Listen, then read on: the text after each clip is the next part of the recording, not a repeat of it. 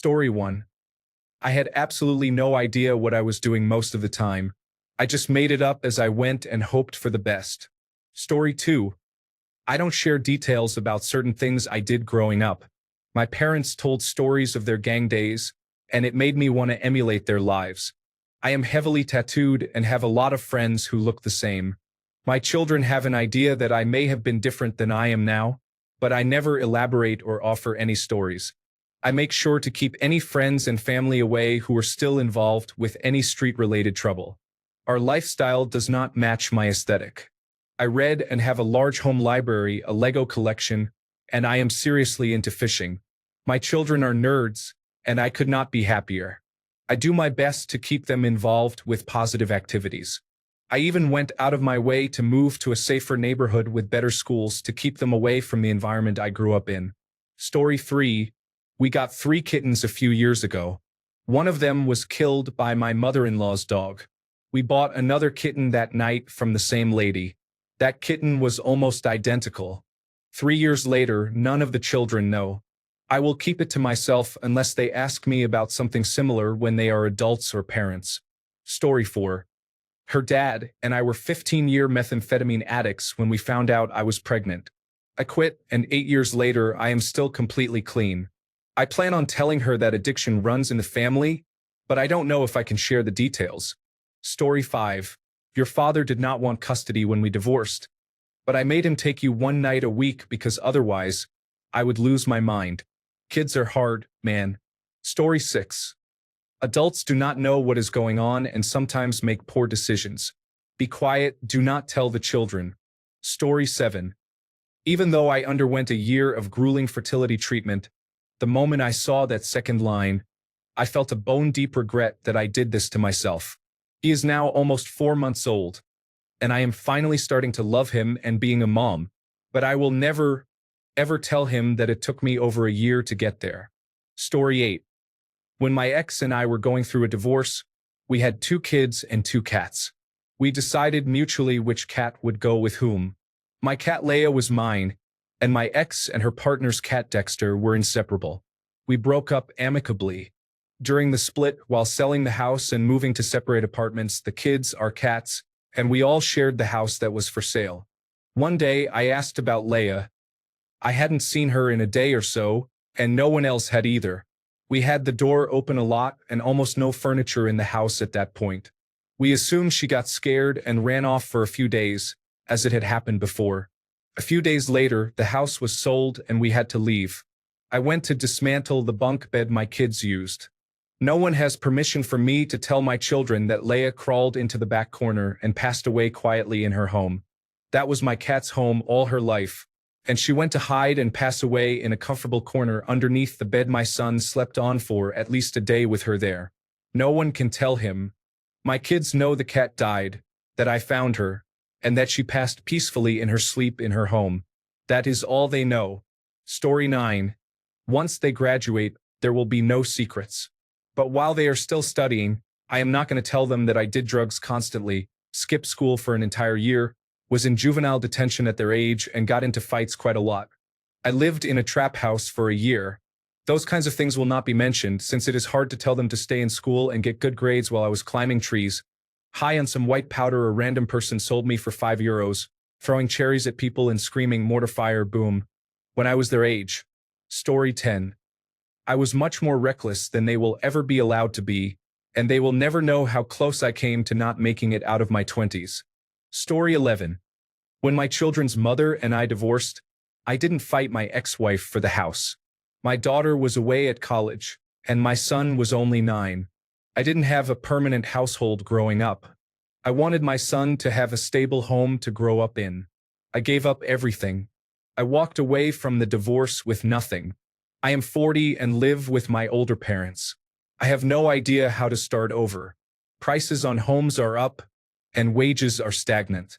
I am thankful for a car, a job, and somewhere to rest. I didn't tell my kids about my ex's overbearing narcissism, and that I now suffer from deep depression, confusion, identity loss, and a loss of cognitive skills I am trying to regain. All of this is the weight of feeling unstable. I have the ability to use a Veterans Affairs home loan, but lack the funds to pay for a mortgage due to rising prices, child support, car payments, food, and other expenses. Feeling hopeless has been constant, except when I get to see my kids. I don't even know which religion to choose or how to believe in a creator. I feel lost and adrift. I feel like an utter failure to my children. I don't drink or use drugs. I have contemplated hanging myself or making an exit bag. I have never told my children any of this. Keep moving forward. The universe will set the course, hopefully. Story 12. A close family member was in the act of suffocating me before being stopped by another family member. I was a toddler. I do not have children, but only a few of us know, and it would devastate generations of my family if they understood how deep depression can run and where it can lead even the most loved and lovely people. Story 13. I had a whole life before I had children. I would not call them secrets exactly, but I do not feel like my children are entitled to know absolutely everything about me. Story 14. I am not sure I want my children to be unaware of anything. I am trying to raise them to be their best. They need to know everything and the reasons why. Story 15. My mom told me about her rape when she was 17. I am grateful she did and that she trusted me enough to be honest.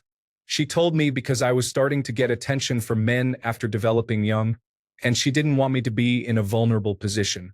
When she told me, she hadn't yet processed it or come to terms with what happened. I was also too young and naive to really understand what it meant. As a standalone disclosure, it may have been okay, but I was parentified young and both my parents told me too much, too often, and too early. I will tell my kids about my own assault one day to help protect them, but I will make sure they are old enough and that I am not using the opportunity to share as catharsis like my mom did. I will also never share the same level of detail she did. They will never be able to picture it like I did, and they will never know his name. There is something really eerie about finding your mother's rapist on social media at age 13 and realizing he has a daughter your age. Story 16. I wish my mother had not told me certain things. She was a narcissist and shared everything about my father, even if it was untrue. Some secrets should remain private. Story 17.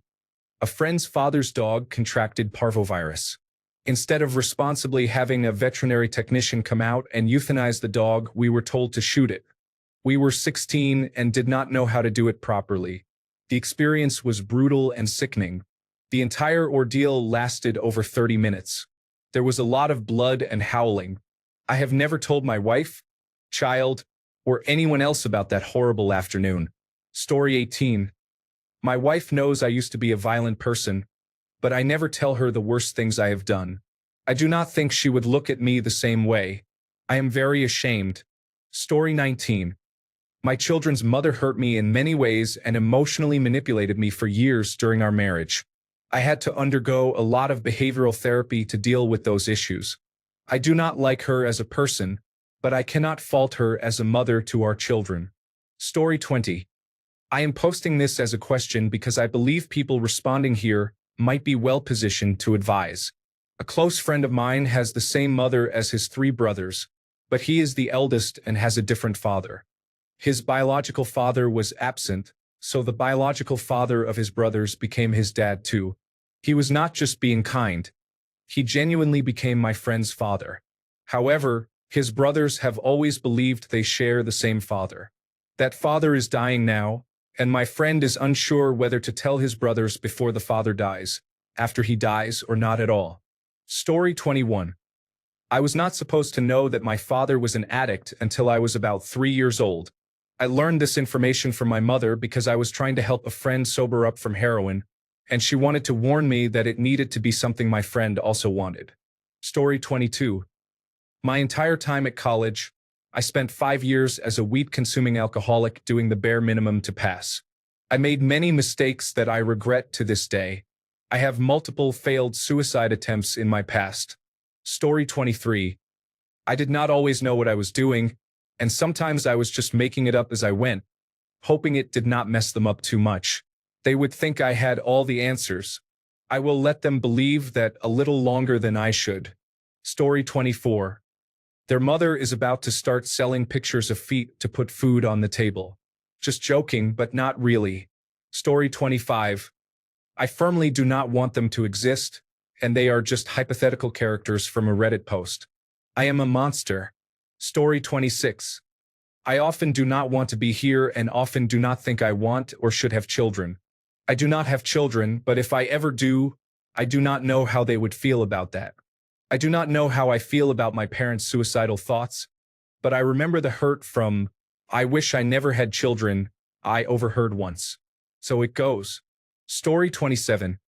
I gave her grandmother's old boss a traumatic brain injury and left him wheelchair-bound for life because he gaslit her to the point she had a breakdown, became agoraphobic, and now has post-traumatic stress disorder.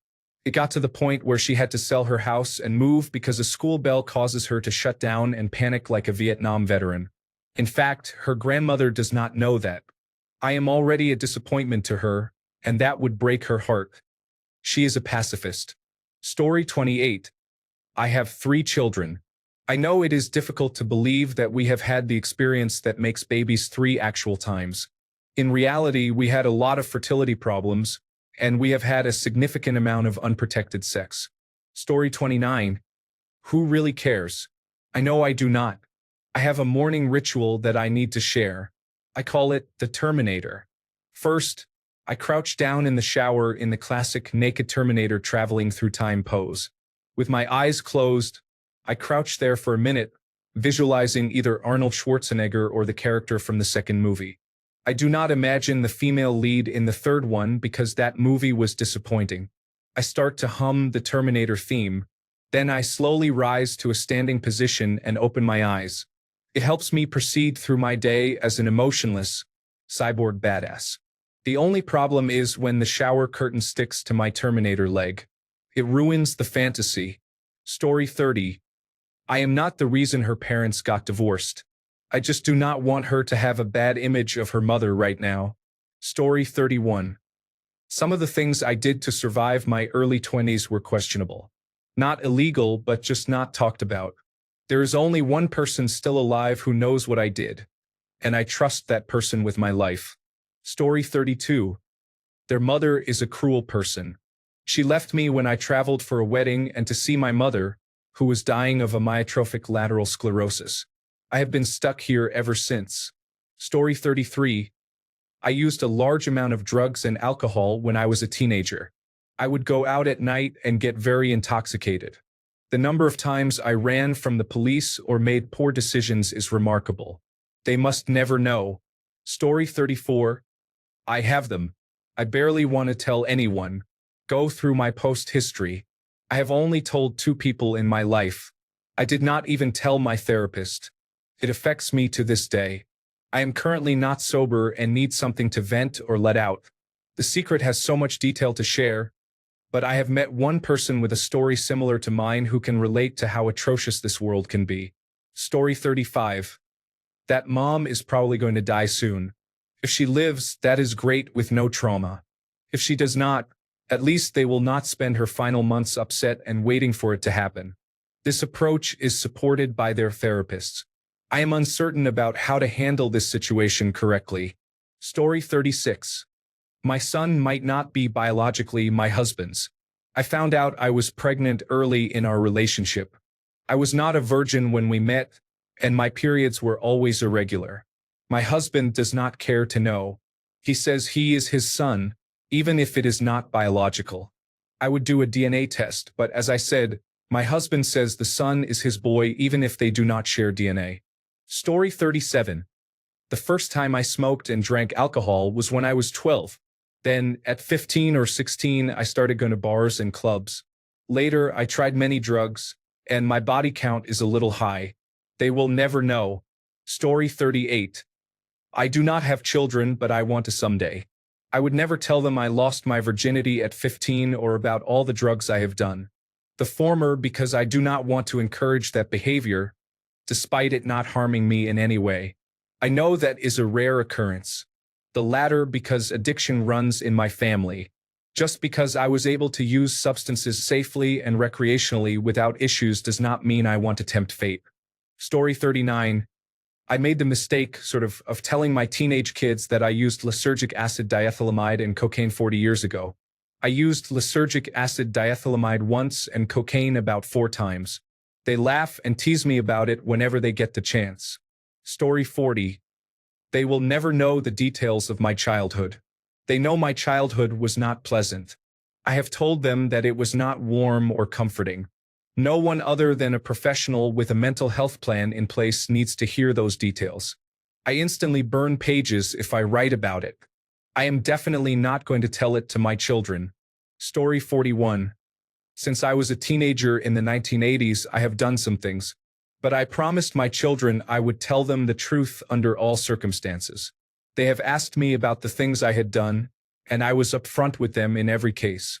They are between 17 and 23 years old, so they are pretty much grown. Plus, their mother has been active in Narcotics Anonymous since they were little, and they have attended many meetings while growing up. So yes, no secrets. From what I can tell so far, our children trust us explicitly. Both their mother and I serve as great cautionary examples. It was tough telling them about my time in the military, but I did. They trusted and respected me even more. Story 42. I go back and forth about whether I want to tell my children, when they are older, that I was groomed and sexually abused by my uncle for years as a child. Part of me feels it could be important for them to know, to understand themselves, and to truly know their mother. But I also fear they would see me differently, and I wonder if I would even be able to have that conversation. My own family does not know, and I do not know if they ever will. I have only just started to get the words out to a therapist after almost 10 years of therapy. Until now, I have only been able to write about it. Story 43. I was abused by my mother's ex-boyfriend. I am also uncertain about telling my daughter that I was an alcoholic. I have been sober for 6 years this year, and she is only 2. Part of me wants to use it as a cautionary tale to explain why it is important to drink responsibly. But another part worries she might think, my mother used to drink a lot and she is fine now, maybe I can too. I am not sure about that. Story 44. I will not go into details about income sharing, but I want my 2 daughters to know that whatever they are planning or thinking of trying, especially bad things, I have been there. I surely understand the consequences and negative effects. Being open with your children means they will trust and respect you even more. Story 45. My mom chose to keep our family together when I told her that my biological father was sexually abusing me. It has taken a lot of therapy for me to be okay. While I understand that she had a lot of unresolved childhood trauma and was in a very abusive marriage that nearly killed her, it took great courage for her to leave with 3 kids and no money or plan for how we would survive. As a child, I was not okay with her essentially sacrificing me so my siblings and she could be all right for the time being. I still hold some resentment that my safety was not enough for her to leave or to send me somewhere safe. It was not until he nearly killed her that she finally decided for us to leave because she was forced to face everything in the hospital. As I got older, I learned more about my mom's past. As an adult, I understand why she made the choices she did, although I still disagree with them. As her child, I needed her to be strong and protect me, but she did not when she had the chance. After we left, she tried very hard to sweep everything under the rug like nothing ever happened, and that did no one any favors. Now, as a parent, I am sure at some point when my child is much older, I will tell him an age-appropriate version of why he is not biologically related to his grandfather, my stepfather, if it comes up. However, I do not see myself ever telling him how much the grandmother he knows is a complete contrast to the mother I grew up with. Story 46. How troubled my family is, especially my father's side. It has been my life's work to disentangle myself from the damage. I am fortunate because I have had the resources to do so. Story 47. They have not yet realized that trips to my parents' house are always much shorter than trips to my husband's parents. We leave when my mother opens the second bottle of wine. The code is lots to get ready for tomorrow. Story 48. I think I have shared everything with my daughter at this point. I do not want her to be surprised by anything. Story 49. Oh my goodness, I have a few. One is that their dog ripped our beloved parrot's face off, and I had to euthanize the parrot because it was still breathing. That was the worst thing I have ever done. Another is that I was in an abusive relationship before I got together with their dad. Their dad knows, but I can't talk about it. Another one is illegal, so I'm not saying that here. Who knows who is watching, but I have never hurt anyone except for the parrot, and I have talked to them about abusive relationships by using a friend of mine's story. Another one is that their grandmother was a gambling addict and stole money from us to fuel her habits. I don't want them to think of their grandmother differently because she is a wonderful lady who loves them dearly. Story 50. That he was a hoopsie. When he is older, I will tell him about my bad decisions, but I never want him to feel like an accident. Story 51. I didn't shave my head to be like my grandmother during her chemotherapy treatments. Also, sorry, but the shower water does not sometimes just turn yellow. Story 52. The abuse I endured as a young person was due to neglect from my parents. My mother kicked my sister so hard that her leg was permanently damaged. Story 53. Her father told me I should have let her die inside me rather than letting her be born prematurely. She is perfectly healthy now. Story 54. How sometimes prioritizing your children's well-being means you do not see them or have to miss a play or extracurricular activity. The soul-crushing decisions you have to make as a parent to ensure your children have a roof over their heads and food on their plates. Story 55. My constant battle with suicidal thoughts. I have often been scared that others might end up having the same thoughts. Story 56. I tell my child nearly everything. The mistakes I made and how they can learn from them to avoid making the same ones. Story 57. When I found out I was pregnant, my husband asked me to have an abortion. Now he is an amazing father. Story 58. I do not believe in God. I do not tell them I believe in God. I reframe anything we are discussing to take the focus away from my personal beliefs. One day they will probably figure it out, and I will tell them the truth if they ask me directly. While they are very young, I think it is okay for them to be raised in their current religious environment, which focuses on kindness, service, and community. I do not want them to be sidetracked. Story 59. I hate them, I hate their mother, I hate their uncles, I hate their aunts, and I really hate their grandparents. I would love nothing more than to pull up to a firehouse and kick them out. I do not care how old they are. Wait, I forgot. I do not have any kids. Thanks a bunch for sticking around till the end of the video. Remember to subscribe, and until next time, stay awesome and goodbye.